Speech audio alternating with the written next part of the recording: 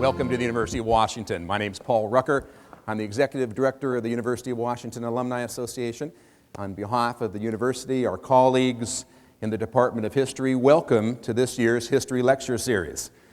This is a special opportunity for the Alumni Association. We gather as members of the association, as alums, as friends of the university. We do this in the winter. We have a wonderful series this year, and it is a continuation of a long and distinguished tradition. 35 plus years, the association and the Department of History have brought the History Lecture Series. Of course, many of you are very familiar with its origins, with Giovanni Costigan, and the outstanding faculty members that we've had through the years. And we're now joined together for this evening's three-part series on Ireland. UW Alumni Association membership is a very unique community, 60,000 people strong, a group that cares deeply about the university and cares deeply about the future of higher education in our state. How about a show of hands of the members of the association that are with us this evening? That is just wonderful. A round of applause for all of you. That is just great. Thank you for your support. Membership makes the University of Washington community stronger. We're also very pleased to recognize our sponsor for this evening's lecture, Era Living. Era Living is not new to the University of Washington. For the past 20 years, Era Living has worked with the School of Social Work, Nursing, and Pharmacy on issues of aging, welfare for older populations. They operate 8 retirement communities here in the Northwest. They have a long connection to the university, and we're very pleased to join them and thank them for their support of this year's series. So again, it's wonderful to have you back on campus. I'm supposed to remind you one more time to turn off your electronic devices, so thank you for checking those. And I'm very pleased to introduce John Findley, Professor of History, Associate Chair of the Department of History, to share with us some information about our faculty member and the upcoming series. And I want to thank Professor Findley and his department for all of their support of the History Lecture Series and the Alumni Association over the past 30 years. Professor Findley. Thank you very much. Good evening. I'm honored that George Belmer asked me to introduce him tonight. Let me say a little bit about the series. The annual History Lecture Series originated in 1975. Over the years, it was created, organized, hosted by the Alumni Association. My department is profoundly grateful for this partnership and for the many benefits it's produced for history. Chief among those benefits has been providing history faculty members with a wider audience, a chance to reach out beyond students to members of the community, to people like you. The department has an extraordinary record of success in the classroom. We're proud of that record, and we're grateful that the lecture series has given members of the community a glimpse of what our students receive every quarter on campus. The series began in 1975, and for the first 26 years, the series was associated with 2 faculty members, Professor Giovanni Costigan and Professor John Bridgman.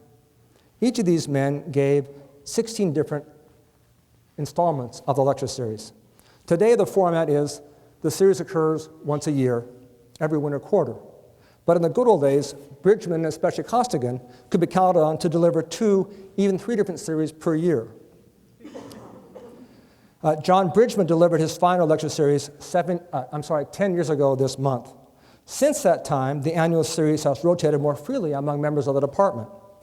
Whereas Costigan and Bridgman provided the first 32 lecture series between 1975 and 2002, since 2003, 7 historians, women and men, have delivered the last 9 series. One of the most surprising things to me about the last decade or so is that as wonderful as those last 9 series have been, they did not include presentations by this year's speaker, Professor George Belmer. I say this because of all the members of the department, George Belmer is the individual who best represents a continuation of the traditions of Giovanni Costigan and John Bridgman. Like Costigan and Bridgman, George Belmer focuses primarily on the history of modern Europe. Like Costigan and Bridgman, George Belmer is a masterful classroom teacher who earns rave reviews from students. Like Costigan and Bridgman, George Belmer is the recipient of the UW Distinguished Teaching Award. George won this in 1982 during his third year at the university. I was about 5 years old at that point. George continues to get nominations for this award because students don't know you can only win it once, and for other awards. His teaching is so strong. Turning to George and his relationship to Giovanni Costigan. When George was hired in 1979, he was meant to replace Costigan, who had recently retired. Costigan's teaching focused on Britain and Ireland, and so does George Belmer's. Costigan delivered 2 of his annual lecture series on Irish history, and now George returns us to that critical topic. Moreover, like Costigan, George Belmer has been an enthusiastic participant in study abroad programs. He's taken 4 groups of students to Ireland and Northern Ireland over the years. Let me turn to George's relationship to John Bridgman. In 2003, donors helped the Department of History recognize the career of John Bridgman by creating the Bridgman Endowed Professorship in History.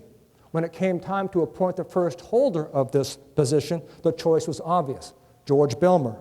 The terms of the professorship specified that its holder should follow in the Bridgman tradition of flourishing and large survey courses in European history. George Belmer meets that criterion very well. Besides offering more specialized courses on English and Irish history, George regularly takes his turn in the survey of Europe since 1789. Like Bridgman, George also earns very high reviews, very positive reviews from students. In George's case, these favorable evaluations are even more impressive when one recognizes that George Belmer is one of the hardest graders in the Department of History ever.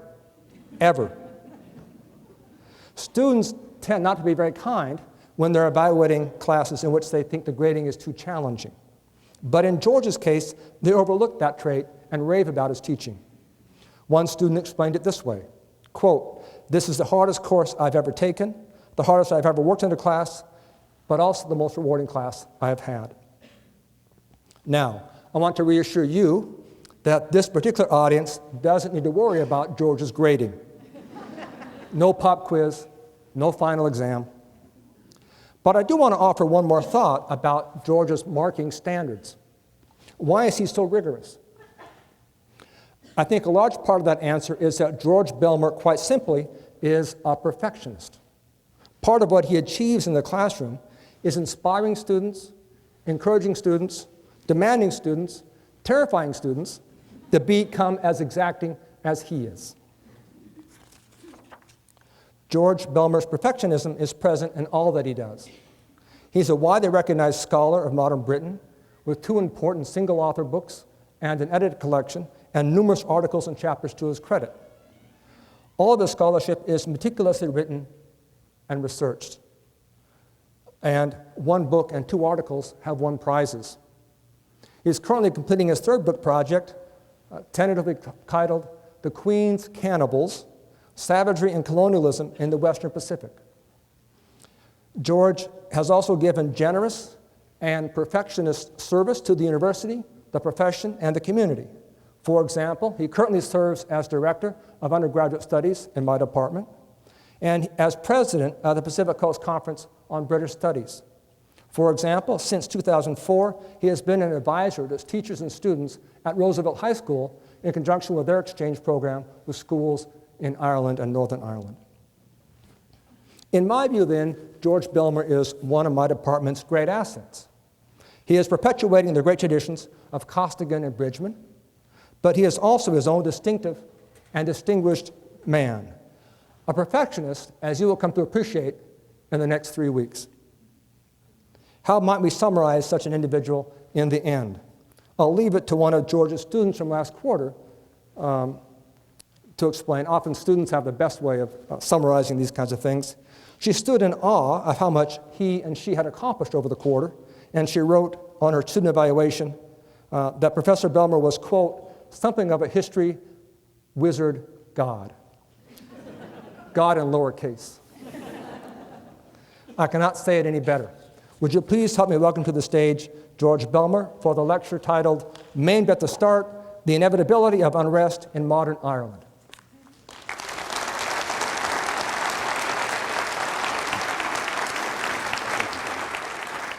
Thank you for that terrifyingly generous introduction, John.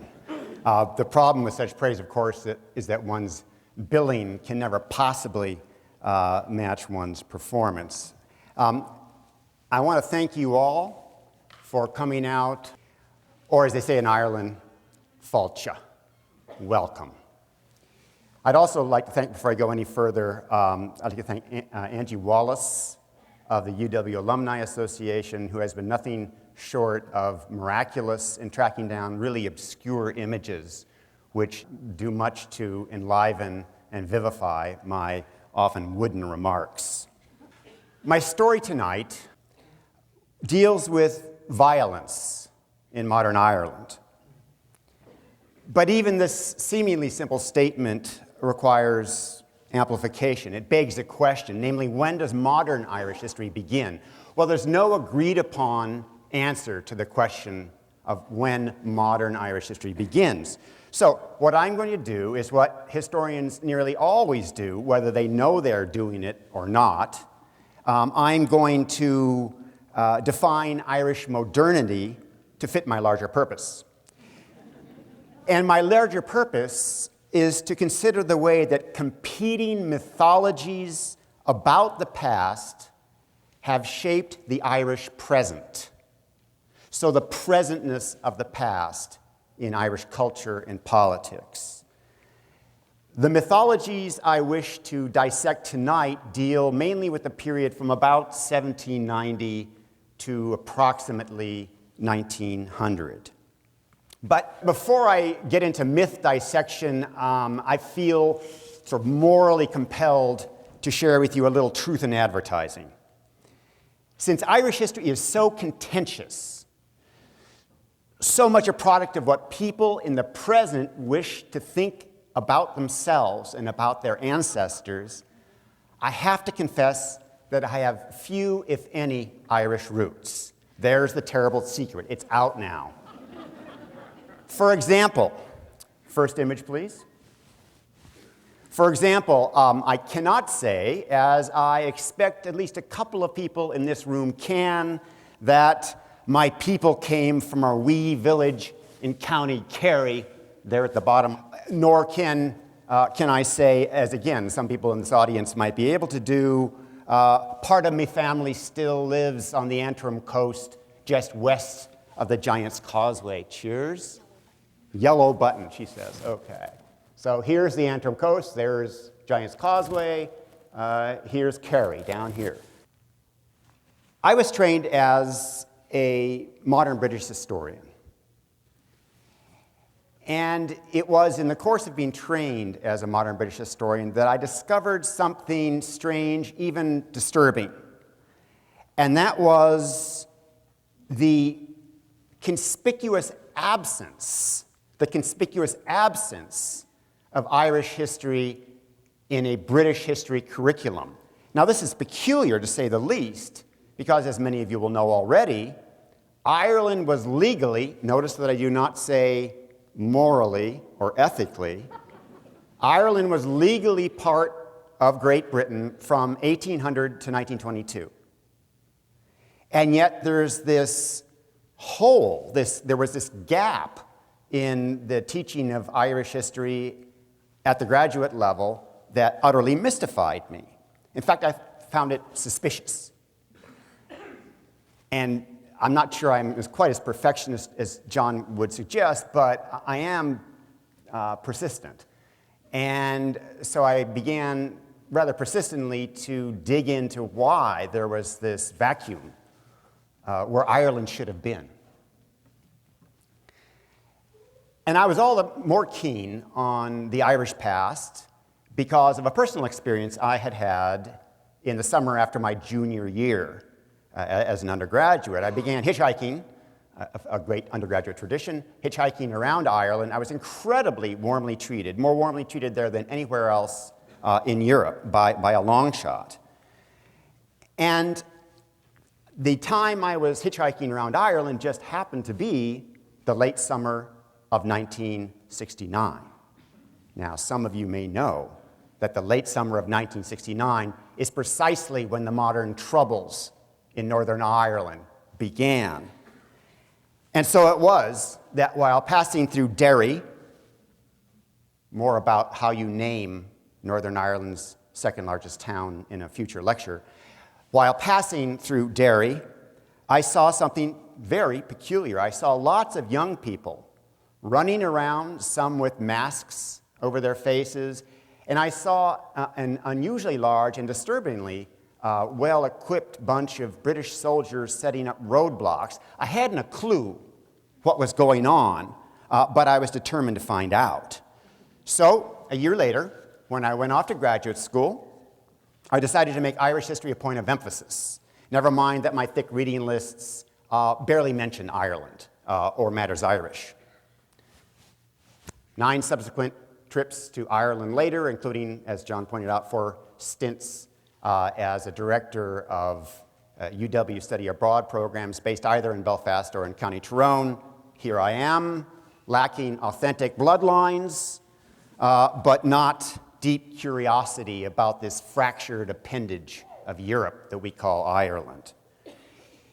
Footnote, since I began offering Irish history nearly 25 years ago, my lecture courses on this subject have consistently drawn more students than any of my British history courses.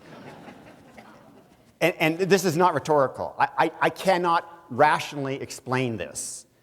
So perhaps some of you will have an insight to share when we turn to questions at the very end of this 2-part lecture tonight. Okay, back now to Irish mythology. Ireland, since the late 18th century, has been repeatedly traumatized. Ireland is a small place. Even somebody only vaguely familiar with the map of Europe can understand that. But to put it in perspective, Ireland is slightly less than half as large as the state of Washington. And yet this small place has endured trauma, almost unspeakable trauma, over at least the last 4 centuries. And over the last 2 centuries, the period of time that my lecture series will be dealing with, Ireland has been the site of occasional warfare, consistent political disenfranchisement, and economic privation. Some of you may have suffered this privation, one form or another, in your own lives if you're born and raised in Ireland. But right now I'd like to consider another sort of trauma, namely the destructive cultural stereotyping of the Irish. It is directly relevant to my discussion of competing mythologies in Ireland and the Irish past to note that ugly images of the Irish have been in no small part self-generated. Consider the great Irish poet William Butler Yeats's lament of 1933. Out of Ireland have we come, great hatred, little room, maimed us at the start. Maimed us at the start, mind you. Irrevocable, inevitable. And Yeats rounds out his lament with this grim assertion: I carry from my mother's womb a fanatic heart. The nonchalance with which the Irish have been stigmatized is frankly stunning. In a recent Hollywood box office hit, some of you may have seen it, Martin Scorsese's The Departed, you may recall that Colin, played by Matt Dillon, recounts to the female police psychologist he's hitting on a phrase, a very anti-Irish phrase, at least as I read it, that allegedly was uttered by Sigmund Freud. And that it goes like this: the Irish are the only people who are immune to psychoanalysis. Well, in fact, Freud probably never said or wrote any such thing. At least the director of the Freud Museum in London has not been able to find one shred of evidence that Freud ever said or wrote this. But if calumny is what you want, then I'll give it to you. Consider that the co-founder of communism, I guess this is the best way to describe Friedrich Engels, certainly did declare in his 1845 classic, The Condition of the Working Class in England, that it was part of the Irish national character to be happy in dirty surroundings. This is Engels. Or consult the 11th edition of the authoritative Encyclopedia Britannica of 1910, in case you're wondering, under the heading Burma. I know this sounds wildly implausible. And if you do this, you'll come across the following shard of wisdom. I'm quoting here, owing to their gay and lively disposition, the Burmese have been called the Irish of the East. And like the Irish, they are somewhat inclined to laziness, unquote. I mean, it's humorous, but it's not really humorous. I mean, lazy, dirty, immune to introspection, the Freud quote, violent. The ethnic slurs pile up. Next image, please. And speaking of depicting the Irish as violent, leave it to an English newspaper, 1982. Emerald Isle Snuff Movies presents the ultimate encyclopathic horror, The Irish, featuring the Irish Republican Army, the Irish National Liberation Army, the Ulster Defence Force, the Protestant Freedom Fighters, the Ulster Defence Association, etc. And here we have these guys with fangs and knives. What more needs be said if you're an English reader of an English newspaper? If anything, though, the novelist James Joyce aimed a still sharper barb at his own people when he declared shortly before exiling himself at the age of 22 that Ireland was, and I'm quoting Joyce here, a country destined by God to be the everlasting caricature of the serious world, unquote. Pretty heavy stuff.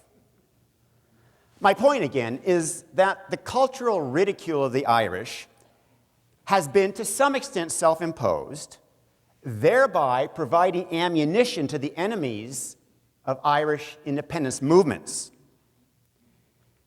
And contributing to this Irish penchant for auto-defamation, if I can put it that way, has been a pernicious mythology attributing the inevitability of violence in Ireland to deep-seated religious animosities. That religion is not the driving force behind conflict in modern Ireland is very easy to demonstrate. Next image, please. So here we have the Republic of Ireland today, all 26 counties, everything in yellow. The white, of course, belongs to Northern Ireland and is still legally part of Great Britain. So speaking now just for a second about only the 26 counties, the Republic of Ireland, geographically improbably often referred to as the south of Ireland. If you look at the Irish Republic, you know that the Republic is roughly 91% Catholic and roughly 7 to 7.5% Protestant. But if you read Irish newspapers and you talk to Irish people living in the Republic today, what you'll learn is that religion is almost, or religious animosity, I should say, is notable by its absence. What really roils Irish public opinion today, 2012, well, a number of things roil Irish public opinion, such as the austerity measures imposed on the Republic of Ireland by the European Union, or, in a tragic parade that never seems to end, the ongoing exposure of child molesters within the Catholic priesthood. That's what's roiling Irish public opinion in the present, not where the Irish say their prayers on Sunday. Now, it's true that Protestants and Catholics don't get along quite so well in the 6 counties of Northern Ireland, the white bit up there. But even in the north, where the British flag still flies, which foot you dig with? which is a quaint northern way of referring to religious affiliation, which foot you dig with is not at the heart of civil conflict there, or so I'll argue in my third lecture. Now, if I'm right that theological contrasts serve to accentuate difference rather than to create it in modern Ireland, then why do explanations for the inevitability of conflict there so often invoke religious hatred? The answer I'm going to suggest tonight is that religious hatred has frequently been a less corrosive explanation for violence in Ireland than explanations based on ideology. Now, let me try to put flesh on the bones of that abstraction. And I'm going to try to apply the flesh by looking briefly at the careers of three Irish Protestants, who played crucial roles in the evolution of modern Irish nationalism. Note that only one of these three individuals actually advocated the use of violence to win Irish freedom, but make no mistake about it, all three were fervent supporters of nationhood for Ireland. Ireland's past is suffused with oxymoron and irony. Perhaps the most ironic fact of all may be that in the 1790s, the widely recognized father of Irish republicanism, a man today revered by the Catholic Irish Republican Army, or IRA, was a Protestant. Indeed, Theobald Wolfe Tone, next image, was not merely Protestant, but he was Anglican Protestant. This made a difference, I promise you, in the 18th century. In other words, Wolfe Tone came from the so-called ascendancy class of 18th century Ireland, which meant that he came from a numerically small but property-rich minority who, up to the 1770s, were the sole beneficiaries of laws that imposed a kind of apartheid system on 18th century Ireland. And these laws have gone down in history as the penal laws. Tone, who was by training a lawyer, hailed from exactly that socioeconomic elite that stood to lose the most if French revolutionary ideals were allowed to infect the dispossessed majority of his homeland. But Tone was not an average member of the Protestant ascendancy of 18th century Ireland. Tone was, first and foremost, I think, an Enlightenment intellectual. And as an adult, he embraced the rather cerebral religious orientation known as deism. Tone's spirituality, his personal faith then, closely resembled that of Rousseau and Voltaire. Tone's politics also had a French flavor. He and like-minded Irish progressives sought nothing less than the creation of an Irish republic, that is, an independent state, a state with no ties whatsoever to Britain. The organization he helped found for disseminating this ideal of an Irish republic had the very appropriate name of the United Irishmen. The idealistic members of this organization, this United Irishmen, believed that Catholics and Protestants not only could, but would band together for the common purpose of winning Irish independence. Eventually, harassed by British informers and policemen, eventually the United Irishmen went underground, becoming a secret revolutionary organization dedicated to achieving Irish freedom by force of arms.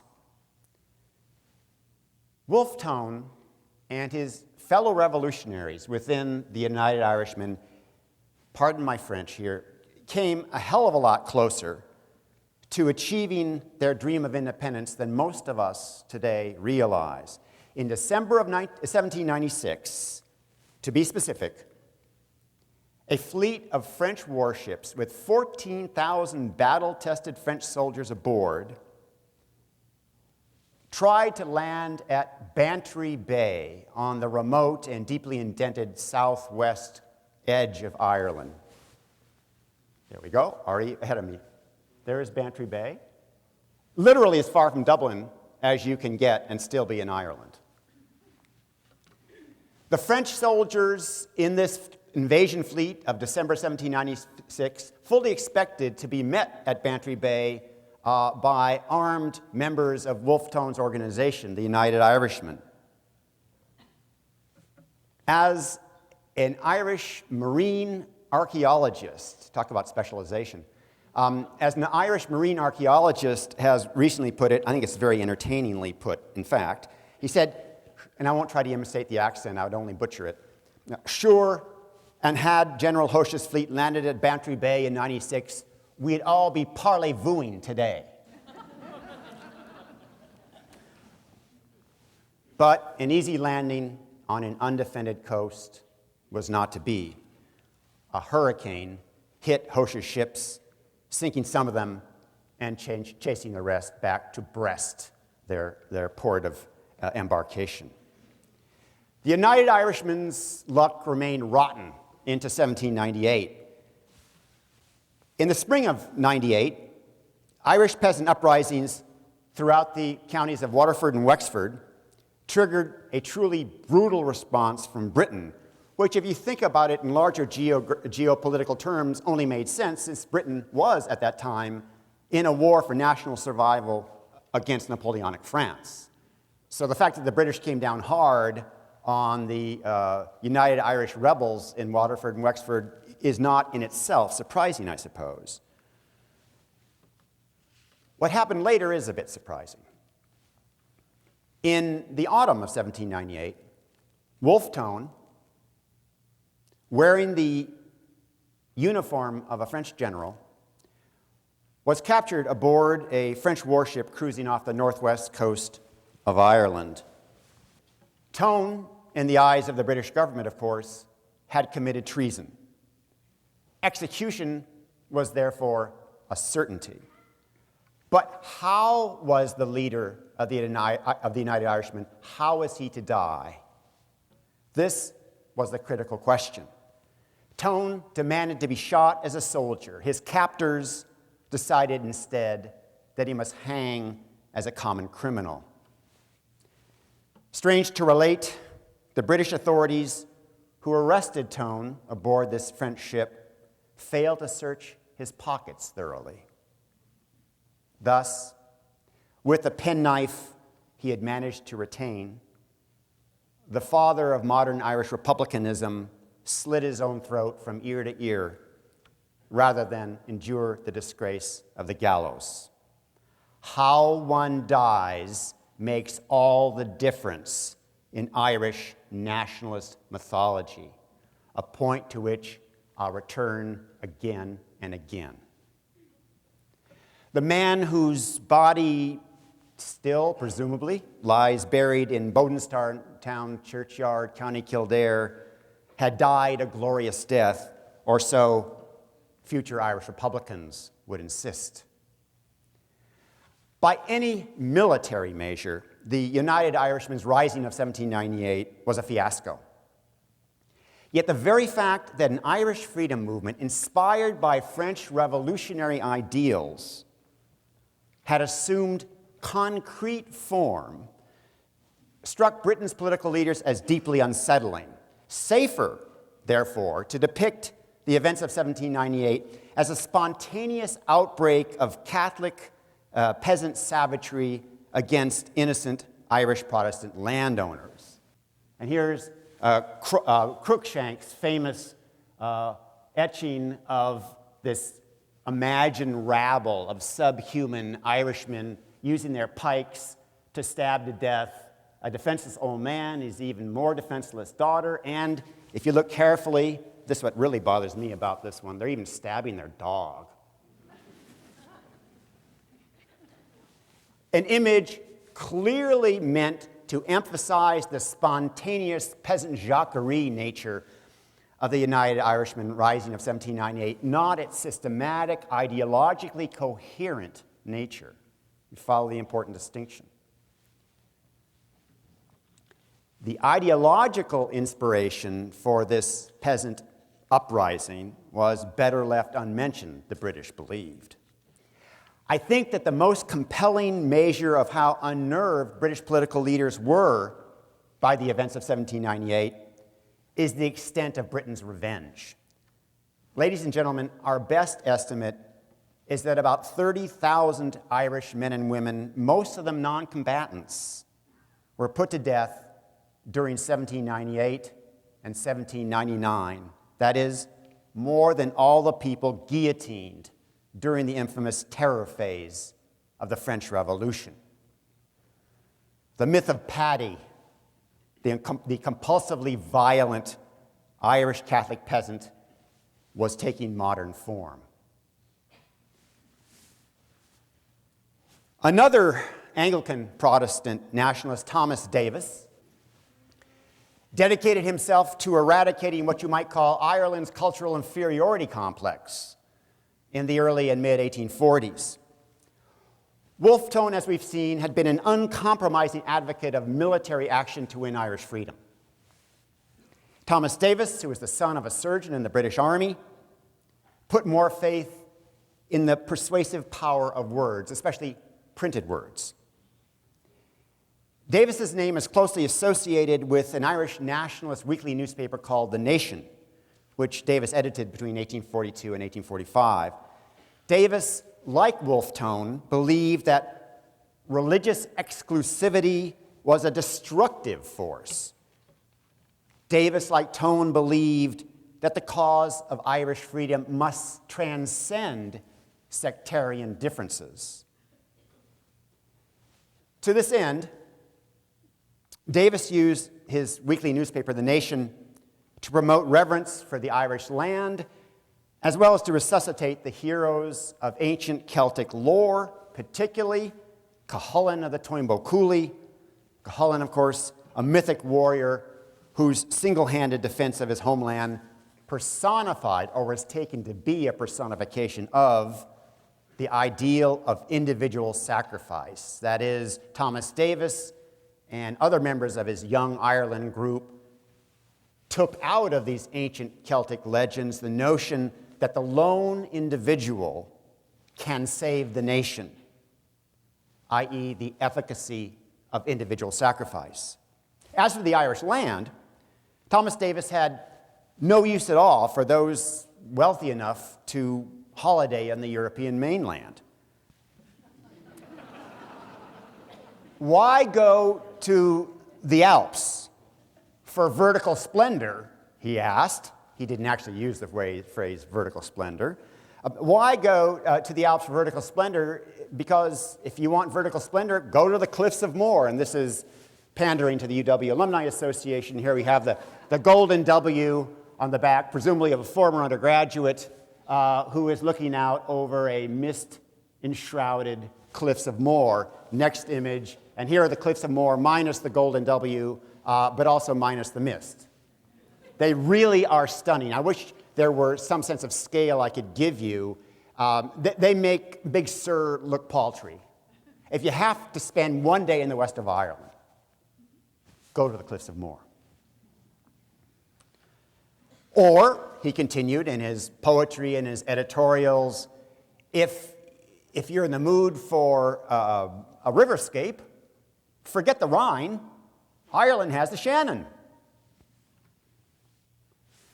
It's true, in case you're firing on all cylinders, it's true that illiteracy in Ireland on the eve of the famine, that is in 1845, was extremely widespread. But you see, this newspaper, this propaganda organ of Thomas Davis and his Young Irishmen, it was so popular that those who could read did so out loud for those who could not.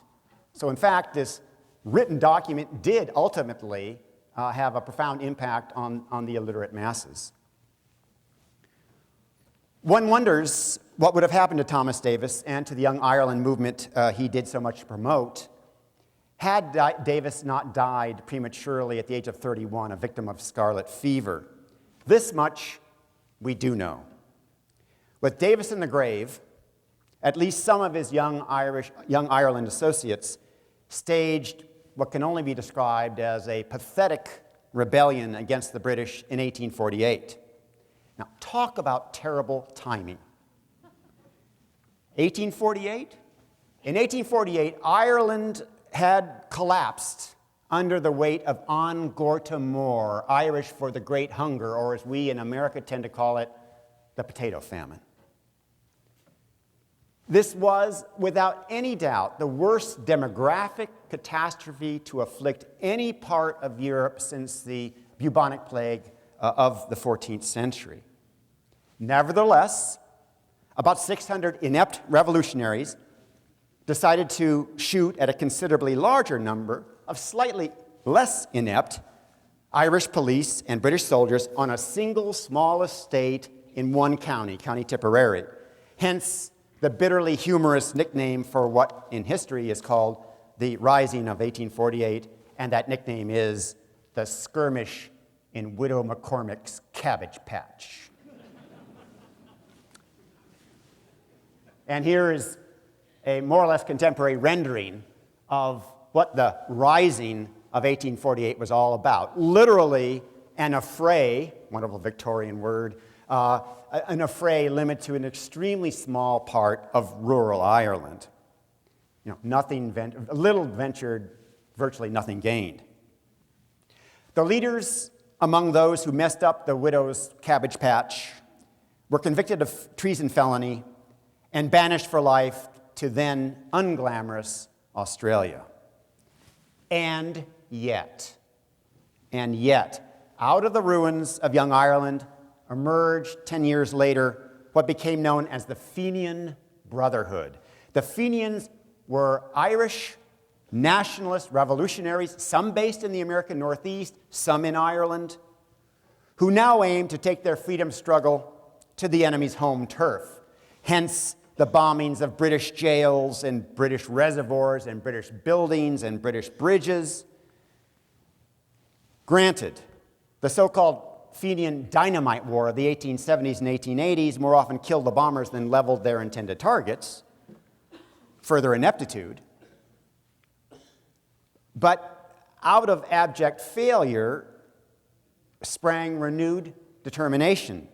It is in this light, this almost inexplicable persistence, that we have to interpret that classic Irish political oxymoron, the triumph of failure. I suspect, and I think I could do a pretty good case of proving it, that what most infuriated British judges about the Irish revolutionaries brought to trial was their utter lack of remorse. In the late summer of 1848, the ringleaders of the skirmish in Widow McCormick's Cabbage Patch were about to be sentenced, and the presiding judge at their trial asked, as judges were wont to do you have anything to say for yourselves? Well, the 9 young defendants, who were on trial for their lives, mind you, this was not a trivial offense, potentially a hanging offense. The 9 young defendants had selected one of their number, a man named Thomas Maher, to speak for all of them. And Maher replied to the judge, "My lord, this is our first offense, but not our last. If you will be easy with us this once, we promise on our word as gentlemen to do better next time, and next time, sure, we won't be fools enough to get caught." His lordship was incensed. He instantly sentenced the 9 young Irelanders to be hanged, and that would have been their fate had Queen Victoria not intervened at the last instant and commuted their sentence from death to transportation to Australia for life. Thomas Davis, had he lived a bit longer, would certainly have praised Maher's swagger, if not his comrades' resort to arms.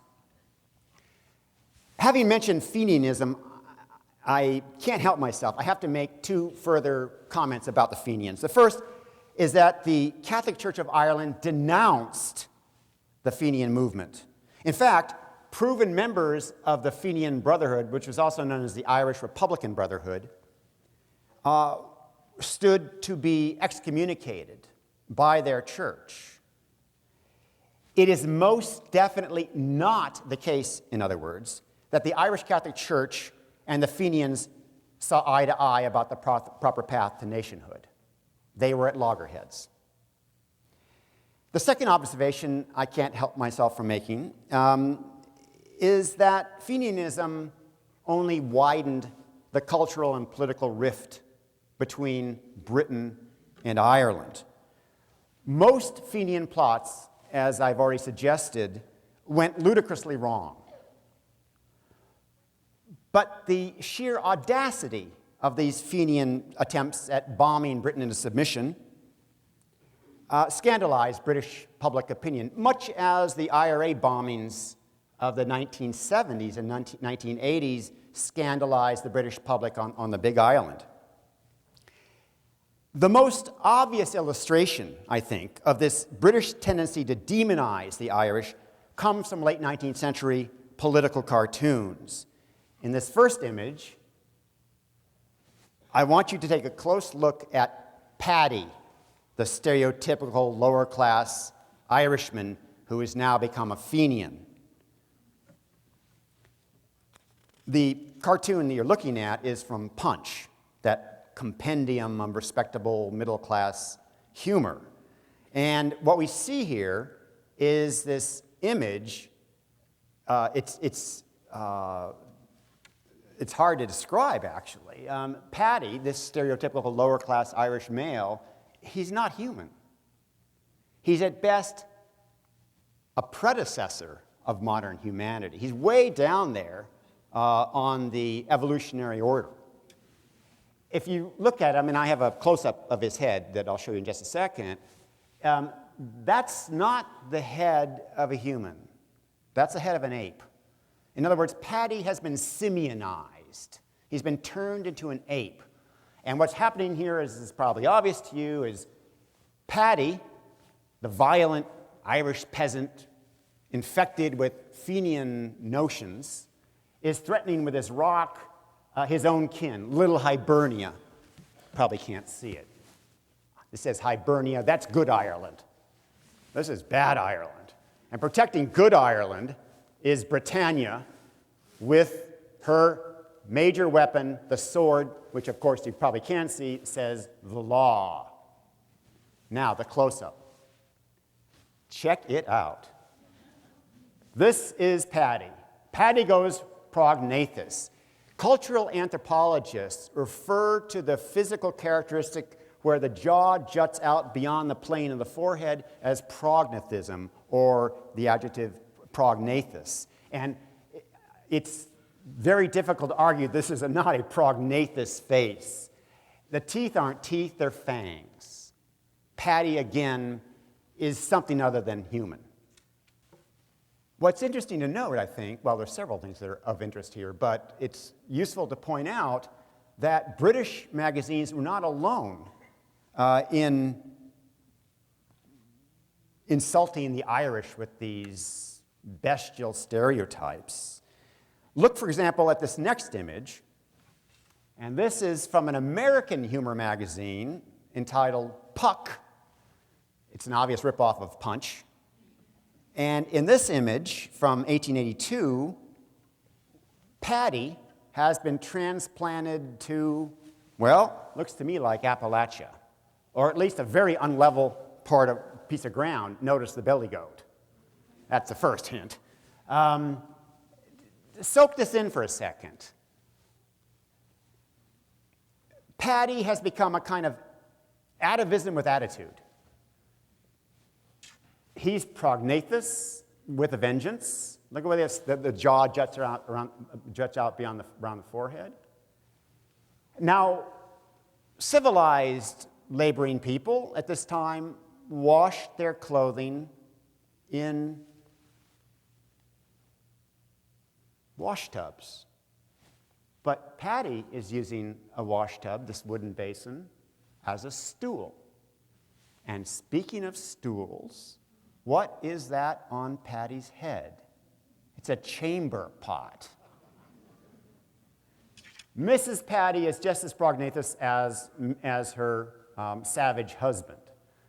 We might infer from this that she's not the world's best housekeeper, notice Shudder, and that she and the mister have recently polished off a bunch of booze, notice empty bottle. But what really, in some respects, is the most remarkable part of this cartoon is its title. Ponder the cartoon's title, The King of Ashanti. This pun would have been, it would have escaped the understanding of very few educated Americans in 1882. Mr. and Mrs. Patty literally occupy a shanty that is a slum, a rural slum of their own making. But the Ashanti were also a West African people widely noted for their martial ways, for their prowess in fighting.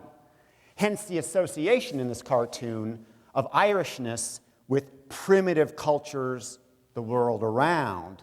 And I think we can go further. We can infer from this cartoon that Mr. and Mrs. Patty, according to this American Humor magazine in 1882, share a lower limb of the evolutionary tree with allegedly backward black cultures.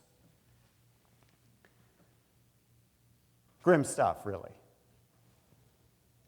The third and last Irish Protestant figure I'm going to mention tonight, Charles Stewart Parnell, came from a family so genteel that even the respectable humor magazine Punch would have been regarded as déclassé in his drawing room at Avondale, which was the name of his County Wicklow estate.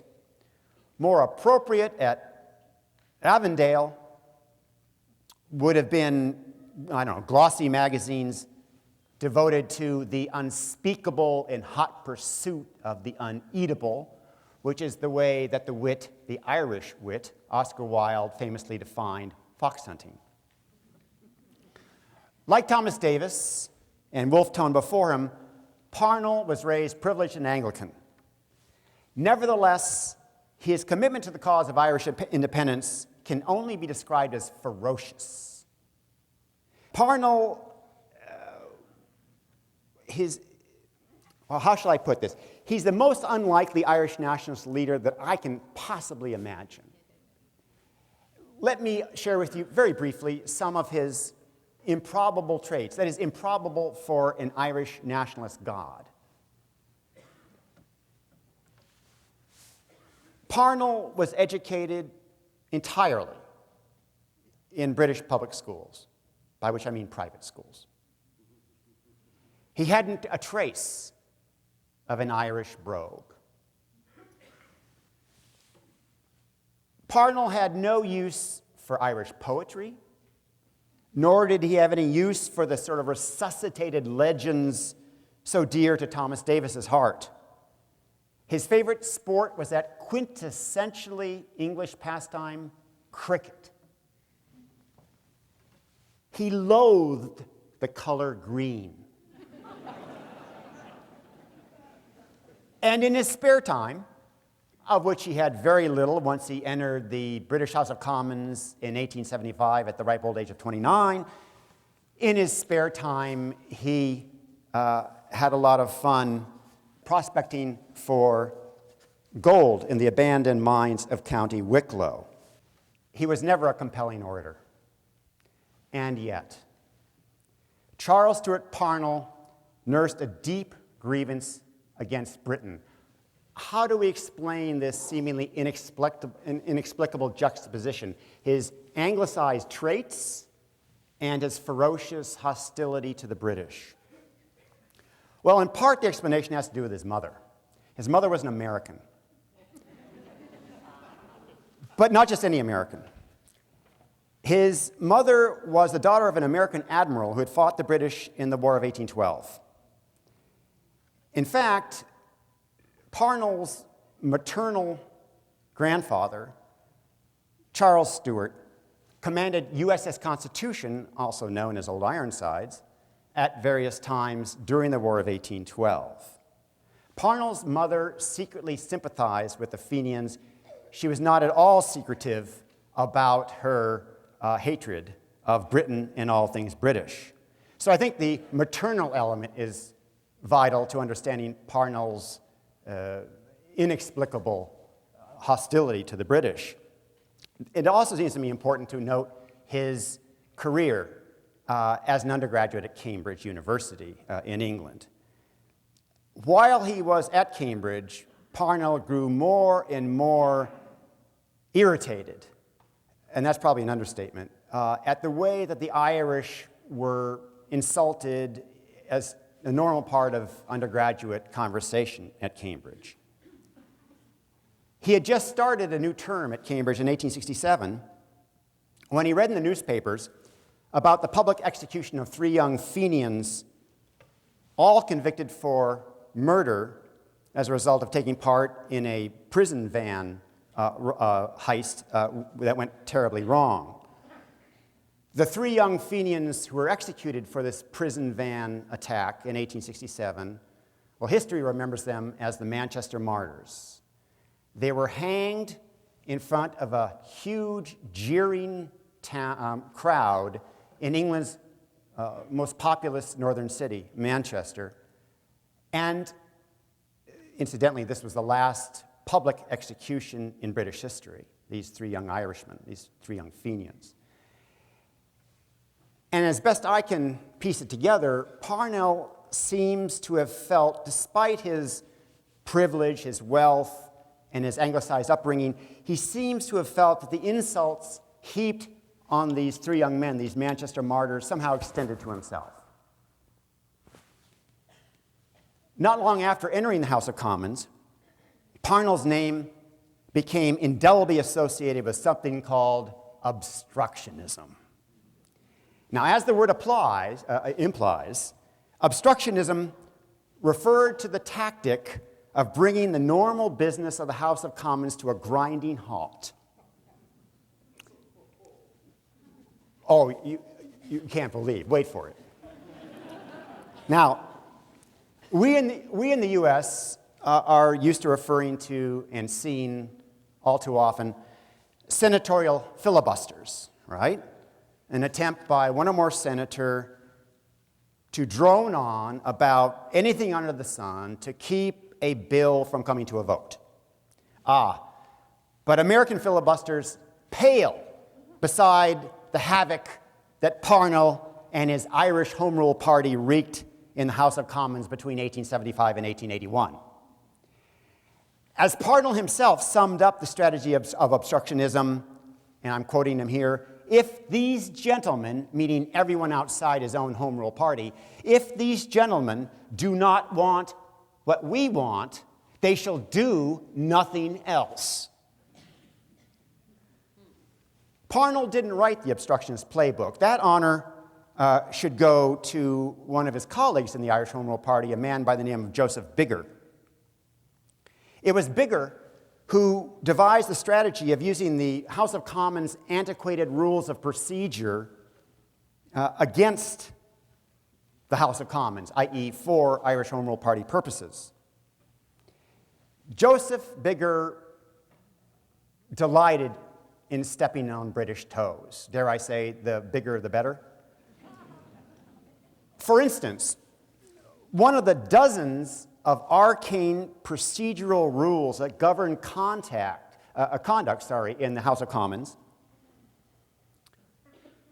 specified that any member of Parliament, once recognized by the Speaker of the House, could A, speak for as long as he wished, and B, if he so wished, could invoke the words, "I spy strangers." Having invoked these words, after these words had been uttered, they automatically required the ushers of the House of Commons to clear the spectator galleries that ring the floor of the House of Commons. Some of you may have been to London, may have seen the House of Commons. You know how small a place it is. And you know that above the floor of the House of Commons, where all the action takes place, there are these spectator galleries, okay? Well, one day, Biggar was rattling on about Jamaican sugar exports or some such irrelevancy, irritating the rest of the House of Commons, when he happened to look up into the Distinguished Visitors Gallery. You'll have to suffice up there as the Distinguished Visitors Gallery for tonight. And who did he happen to see there? He saw Queen Victoria's son, Edward, the Prince of Wales, later to succeed his mother as King Edward VII. So, since he already had the floor, Bigger uttered that incantatory phrase, "I spy strangers," and Albert Edward Saxe-Coburg-Gotha was forced to leave the House of Commons.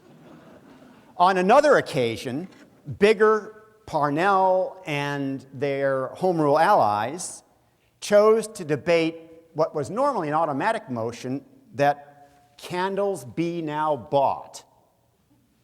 Now, by the time you get to the 1870s, the House of Commons was, of course, illuminated by gaslight, not by candles. But the old-style phraseology remained. You see where this is heading? So one evening, when, I can't remember who it was, it certainly wasn't a member of the Irish Home Rule Party, raised his hand, was recognized by the Speaker, and said, "Mr. Speaker, I move that candles be now bought." At that point, Bigger and Parnell and the other members of the Irish Home Rule Party began debating the motion, with the result that the House of Commons remained in total darkness for 6 consecutive hours. Need I add that the British political establishment was not amused? Charles Stewart Parnell would eventually form an alliance with the grand old man of British liberalism, William Gladstone, to press for limited Irish self-government. Working together as equals, Parnell and Gladstone just narrowly lost their Irish Home Rule Bill in 1886. Next image.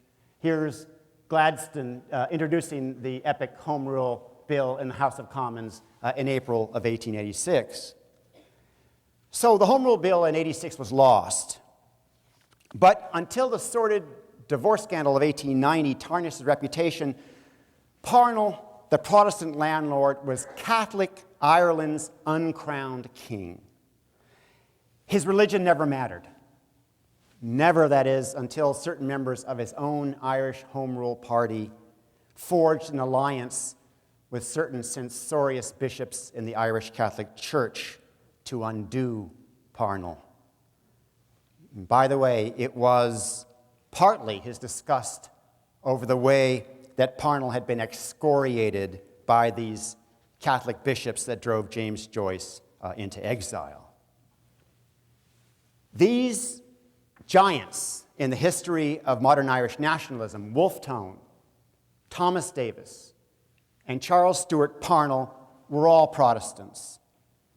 Taken together, it seems to me that their careers demolish the claim that violence in late 18th and 19th century Ireland was fueled primarily by religious rancor.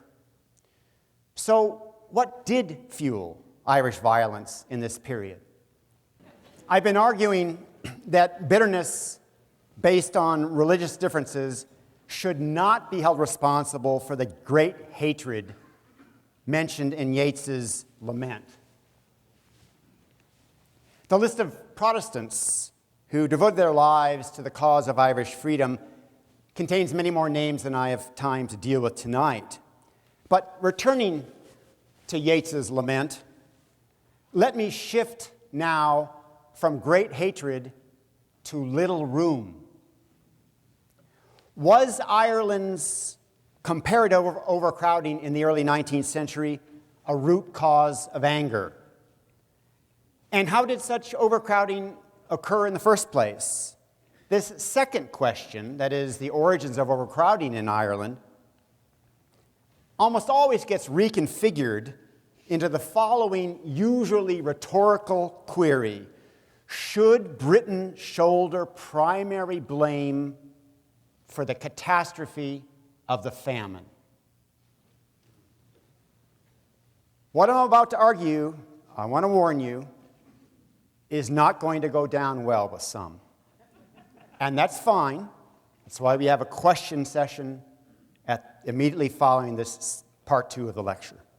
One of the key reasons why the potato famine of 1845-1850 proved so destructive for Ireland was that a population of roughly 8.2 million people in 1845 far exceeded the carrying capacity of their land. Let me unpack that statement.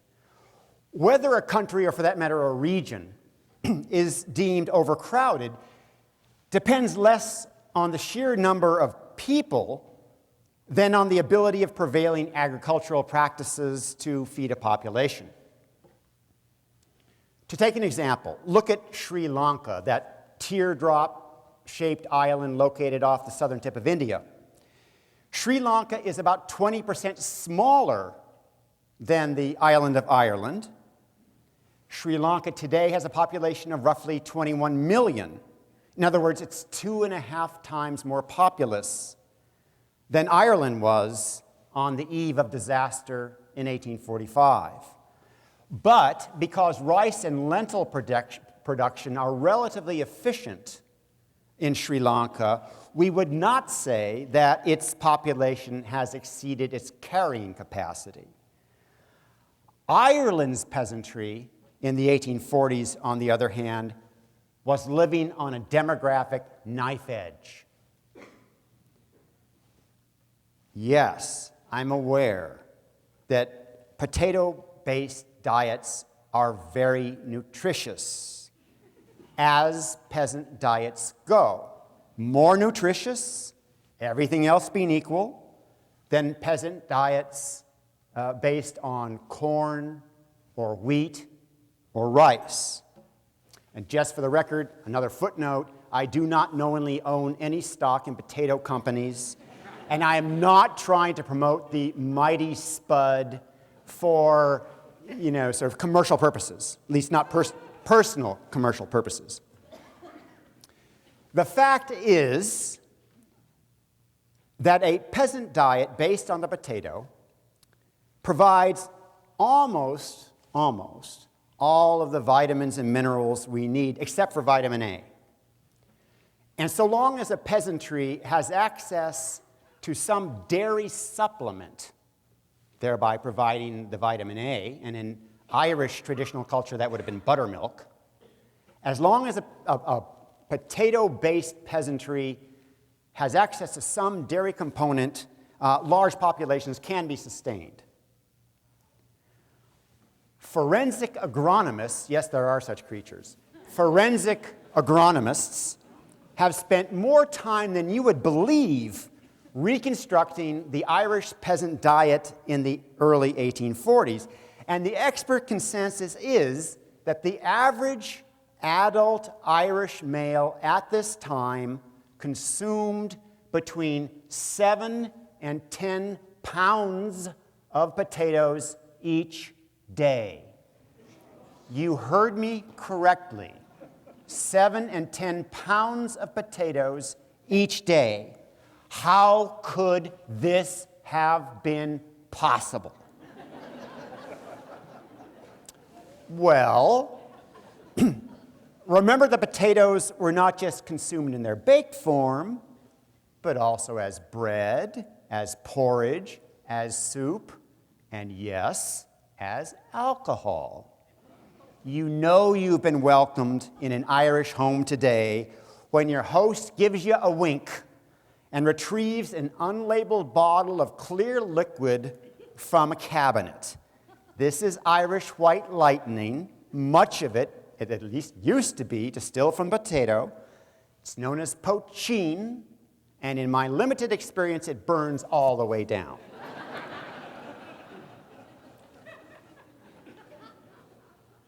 Just one more digression.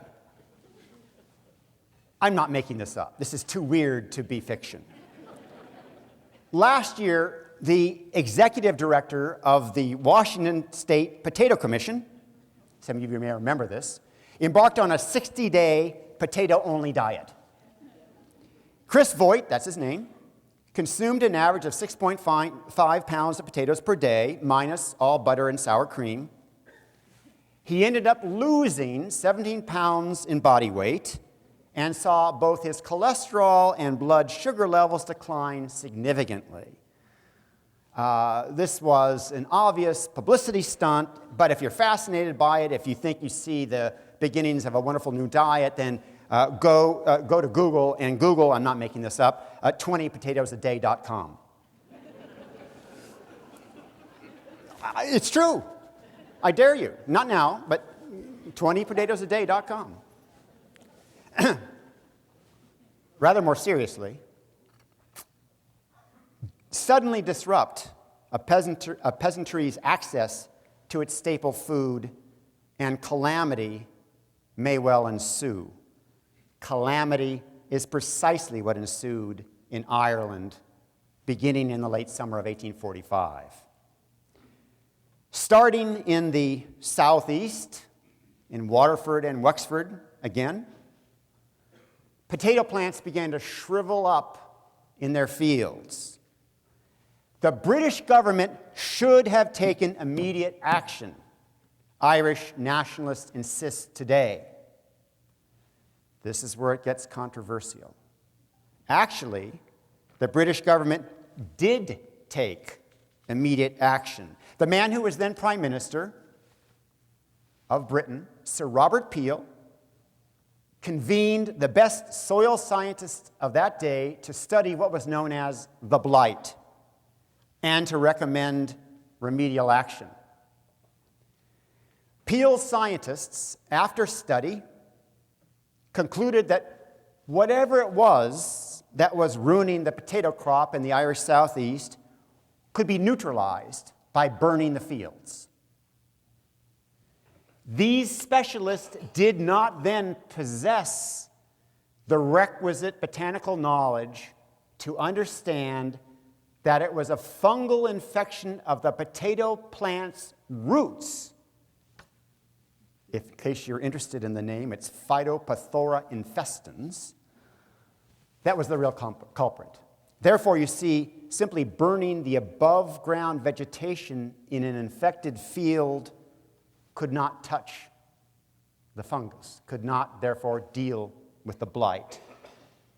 So Peel's scientists proved ineffective in dealing with the blight, but it was not for lack of trying. Sir Robert Peel's second bold move, bold for his age anyway, was to discourage predatory speculation. Am I the only one who believes that some people will always seek to make money out of misfortune? Probably not. Let's take a hypothetical that should seem vaguely realistic to you. Let's say that an unexpected blizzard hits Seattle. Worried residents flock to stores in search of snow shovels. What happens? What happens other than that the mayor of Seattle's street gets plowed first? What happens is that the price of snow shovels soars. Is this price gouging illegal? No. Is it unethical? You decide. What I want you to do is now apply this general scenario to Ireland in 1845. With a partial failure of the potato crop in Ireland's southeastern counties, there was a very strong possibility that grain merchants there would try to jack up the price of wheat, which was the only alternative to potatoes as the peasants' dietary staple. So to prevent such speculation from driving up the price of wheat and therefore driving up the price of bread, Britain's Prime Minister did something unprecedented for that time.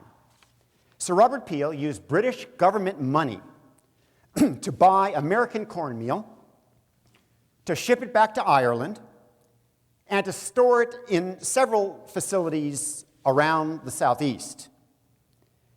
This quick action sent an unambiguous message to would-be grain speculators, namely, try to jack up the price of wheat, and the British government will dump its American cornmeal on the market, thereby rendering price gouging economically risky to you. Why have I termed Sir Robert Peel's preemptive strike against grain speculation bold? This is the key point. one must realize that the prevailing economic orthodoxy of that day, of the mid-19th century, was laissez-faire capitalism. The champions of laissez-faire principles held that government governs best, which governs least. I've seen that catchy formula applied to at least 8 different intellectuals and political figures. My best guess, Professor Johnson, who is here, may disagree with me. I think the best guess as the author of that quote is Tom Paine. Or to put the laissez-faire case another way, the central government should never interfere between willing buyer and willing seller. The market, that ghostly abstraction before which many of us still genuflect, the market must be left alone to determine supply and demand. To the disciples of Adam Smith and David Ricardo, laissez-faire was the only rational economic system. Therefore, you're following my logic here, therefore, you see, Prime Minister Peel was already violating the prevailing economic wisdom by thrusting Britain's government into the Irish marketplace. Far from sitting on his hands while Ireland starved, Peel was, for his time, for his place, an activist, more modern than Victorian. Yes, the subsequent potato crop failures of 1846, 47, and 48 were even worse than the preliminary devastation of 1845. Yes, a new British government, more wedded to laissez-faire principles, took power in June of 1846. Yes, tragically, 1 million people died in Ireland between mid-1845 and early 1850, most of them succumbing to disease rather than to outright starvation. Yes, another 1 million Irish people fled to Britain and Canada and Australia, and most conspicuously to the United States during these 4.5 years. And the most damning accusation of all is largely true. Namely, that enough wheat was grown in Ireland and sold in Britain during the famine years to have kept the Irish masses alive. But this accusation cries out for context. The only way that Irish-grown grain could have been redirected, or we might say redistributed, to feed the perishing peasantry in Ireland was by command of Britain's central government. And for Britain's central government, i.e. for the British state, to intervene so directly in the Irish economy would have been unthinkable, by which I mean literally unimaginable.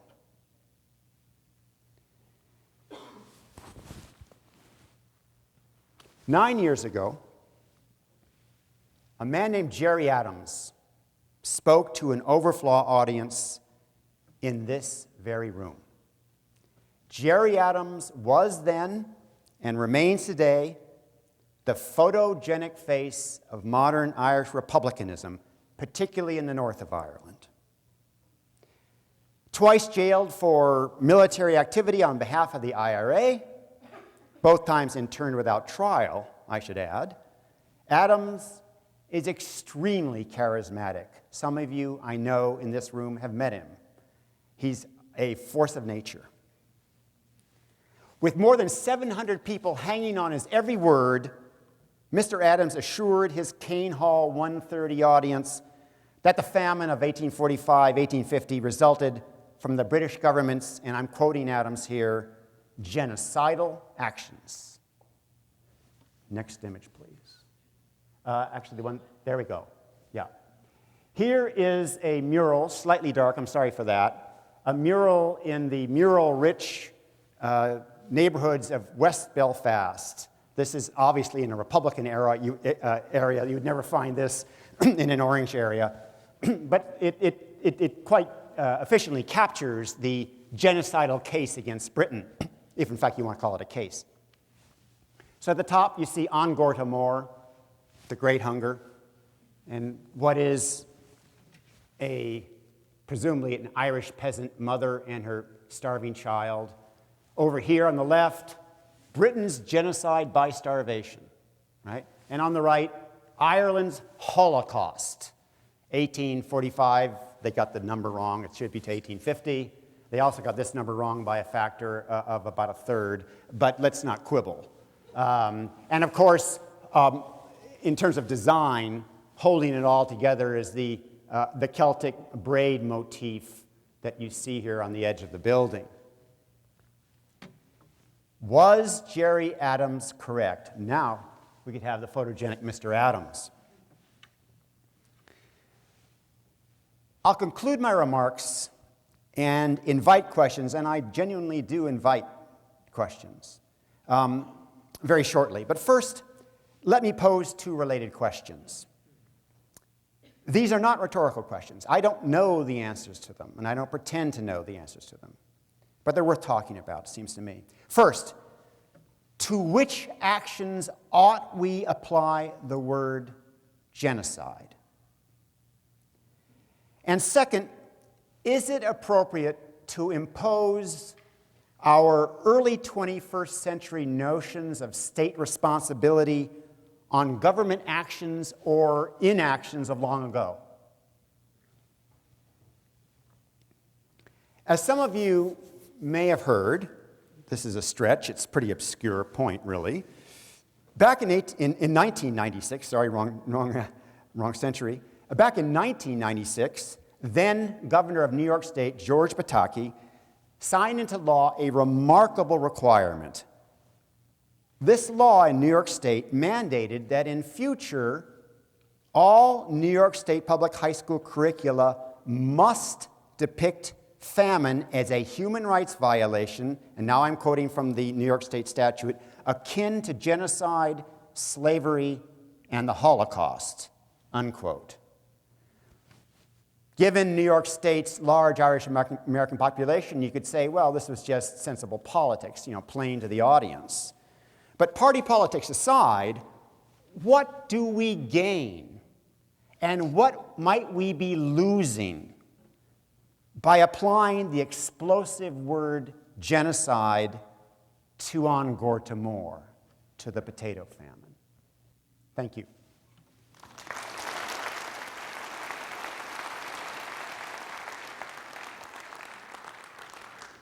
And now for the sharp elbows part of the evening. This is where you belly up to the microphone and take your best shots. Hi, Professor. Hi, Joe. It's not a setup. I haven't seen him in years. Very good lecture tonight. Thank you. So my question is, for the past 200 years, you can characterize the history of Ireland as one alternating between conflict and conciliation. But my specific question is that the Irish leaders who advocated a political solution with the English from Parnell to Adams, was their political effectiveness enhanced by the threat of violence from the Fenians through the IRA? And did they use that to advance their political goals? So if I'm not doing injury to your words, I hear you asking me, were the so-called proponents of constitutional reform, i.e., those who rejected the use of violence in the cause of Irish freedom, actually using the threat of violence as a way forward? Exactly. I think the answer is no. It's true that Charles Stewart Parnell, depending on time and place, gave some speeches which implied that if the British government did not see its way clear to granting home rule, there might be violence as a result.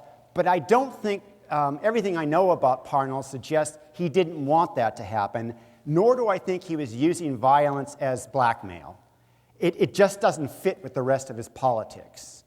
As for Wolfe Tone, he was an out-and-out advocate of violence. There's no mistaking that. And Thomas Davis, like Parnell, it seems to me, would not fit the category of an apparently conciliatory Irishman who actually was threatening on the side.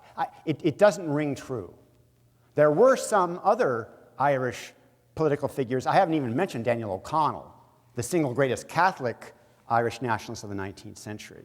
And O'Connell, though he explicitly said that he rejected the use of blood in the cause of Irish freedom, gave some pretty rabble-rousing speeches. He was a human computer system and microphone, as you know, and he could literally speak without electronic aid to 20 and 30,000 people at a time. And some of those speeches came perilously close to advocating violence, though if pressed one-on-one, he always would have rejected the use of violence. So I think unwittingly, the threat of violence worked to the advantage, in some cases, of political proponents of political solutions, but I don't think they often advocated them. Mr. Adams was explicit into the 1980s in talking about, he called it the ballot box and the Armalite. That was his, as you may recall, his phrase, the ballot box and the Armalite, i.e. the automatic weapon and the vote. So there's no ambiguity there. You know, one way or another, we're going to achieve our ends, he was saying to Britain. Good question. Last August, I took my first tour of Ireland, and our guide explained to us why the Irish called it the Great Hunger instead of the Great Famine was because the rivers were full of fish, the fields were full of fowl and deer, and if the Irish caught a fish, it belonged to the English gentry who took the land with Cromwell, and they would go to prison and starve, and if they shot the deer, they would hang. So I would just like to raise the point that there is some culpability, as far as I'm concerned, in the British for the genocide of the Irish because of those actions by the British. It wasn't totally just there wasn't enough potatoes. Right, right. That's an excellent point.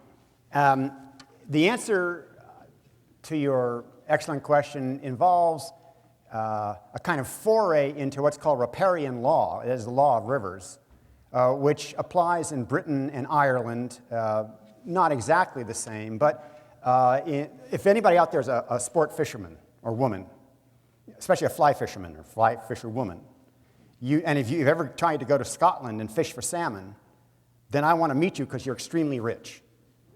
I mean, in Scotland, and to a lesser extent in England, and also in Ireland, to get to your question, the law of riparian rights means that the landlord actually owns everything in the river.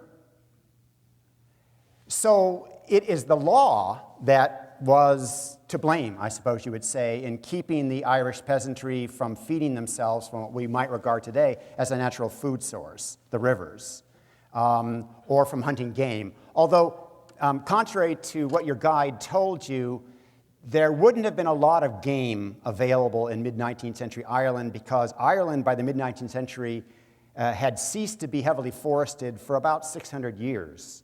So there wasn't a lot of cover for deer. Rabbits, yes, but not deer. So I think your guide may have exaggerated slightly on the subject of the availability of game.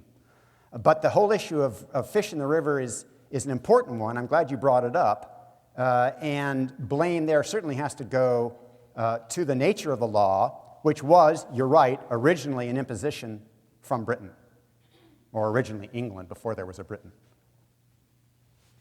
Sir. Yeah, and perhaps you'll comment on this later on, but the news broke today about Boston College having to possibly disclose the IRA tapes, which is, I mean, to go along with your thesis here of, you know, the continuing violence. I mean, you know, if Jerry Adams is going to be held culpable for what's on those tapes, Yes.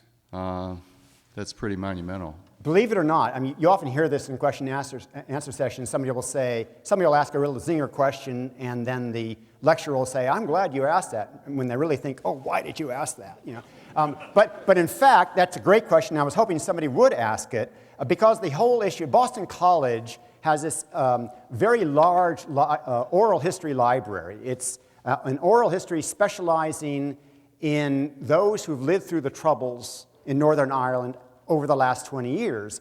And these interviews with key players in the Troubles, both Protestant and Catholic, that's important to keep in mind, both Protestant paramilitary group leaders and Catholic paramilitary group leaders have tapes in this Boston College archive. And those tapes were originally given on the understanding that they would never, their author, the words would never be ascribed to an individual, that there would be absolute confidence and privacy for those who gave this oral testimony.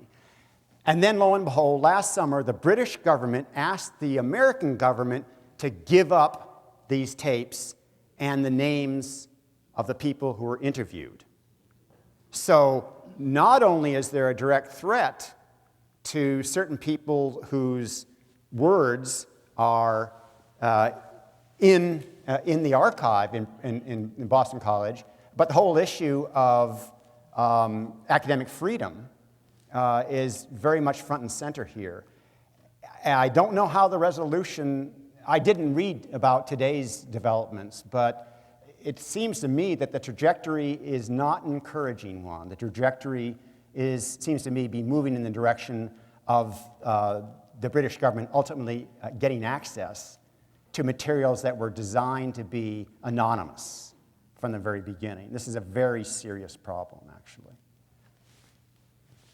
I suppose this is really out of order because your title is Revenge and Reconciliation in Modern Ireland, and my question, based on some of the things that you spoke of when you started, my history is so weak that I do not really understand what it was that had Ireland go from being a center of civilization with the monks and so forth in the very early times, and how that dissipated to a much lower standard as time went on. And if that is off key because of what you have said, I fully understand if you don't care to answer it. I care to answer that question. I'm not sure I can answer it with sufficient brevity to keep from alienating all of you. It's a great question. Actually, in this room today is quite literally one of the world's experts on that early medieval parts, Professor Robin Stacey, who is probably not going to raise her hand at this point. But she is immensely more knowledgeable than I about this point. And I won't even attempt to answer that excellent question because basically it requires a course. I'm not trying to be in the least sarcastic or offhand about your question. It is a remarkably tragic story of how one of the great centers of culture in the medieval period over the centuries became a kind of benighted backwater. Not culturally speaking, but in terms of becoming a political puppet in the hands of the English and the Scottish. Thank you. I'm sorry I can't elaborate at greater length at this point. Sir. Thank you. Thank you for your lecture this evening and this opportunity to speak. I actually was here with Jerry Adams. In fact, disclosure, I actually arranged for him to speak. And you are from the north? I am from the north. I'm Charles McAleese. I'm from Belfast. Tell from your accent, yeah. Actually, I spoke after Mr. Adams spoke. Just to go back onto what you said about genocide and quoting Mr. Adams, and certainly I'm not going to speak for Mr. Adams, and I would say that with genocide, it wasn't so much that the British, the famine, what they caused and what they did, but they took full advantage of it. And I would say it was more, and not to say genocide, but it was a land clearing. If you look at the population, according to the British figures, you had a population of over 10 million people. The population of all of Ireland only reached 5 million within the 1990s. Right. So what Actually, you had... it was 8.25 million on the eve of the famine. Pardon me? The best demographic estimates we have suggest that the population of Ireland was 8.25 million on the eve of disaster. Yeah, so you've got a population, well, if you actually, well, I'm quoting from the British Census, and far be it from somebody Irish to quote from the census forms. Yeah, But there's an irony so there. again, here we are quibbling over a few hundred thousand. But when you're talking about in terms of people, what you did was a population was cleared off that land. Yes. And that is the advent, it's what Britain has done to the Irish people over these numbers of years to cause the problem. Yes. And so just to say, and the other thing that was brought up was about Mr. Adams. I think I do think you are misquoting him, though. He never did say the ballot box and the Armalite. If he didn't say policy, it, what he he's did, widely quoted as having said that. Well, that's correct, and that's what the British press does well. But I'm sure we can. And Mr. Adams has written a number of books, so one can just read those for his words. Yeah. But what I would say is that what he did believe in was that the right to armed struggle. I'm not saying that whether I believe in it or not, but that's the important thing there, is that he thought they had the right. And if we want to talk about the threat of violence, and it was always that great threat of violence that Mahatma Gandhi had, that was always that's what the British understood. They understood that they did not make a deal in the partition of India, that there was the threat of violence of millions of people. And that's why they went their course. So it's always that threat of violence, whether it is useful or not. And well, people could argue over that. But I think what happens in the north of Ireland is that because there is no political discourse, because of one single party is allowed the majority, an artificial majority, that's what happens when people get frustrated, is then they take violence into they have to use violence because it's their only alternative to get attention. Because when there is no democratic process, you cannot use the democratic process. Thank you. Repression breeds resistance. Yeah, excellent point. Very quickly, again, this is another both extremely important and also sophisticated questions. I will now undercut my own case for not applying, as I've been arguing, for not applying the label genocide to what took place in Ireland between 1845 and 1850. The best way to undercut my own position, I have a good friend who's a lawyer in here who will appreciate my willingness to sabotage my own case. It's a counterfactual argument. It's a counterfactual argument.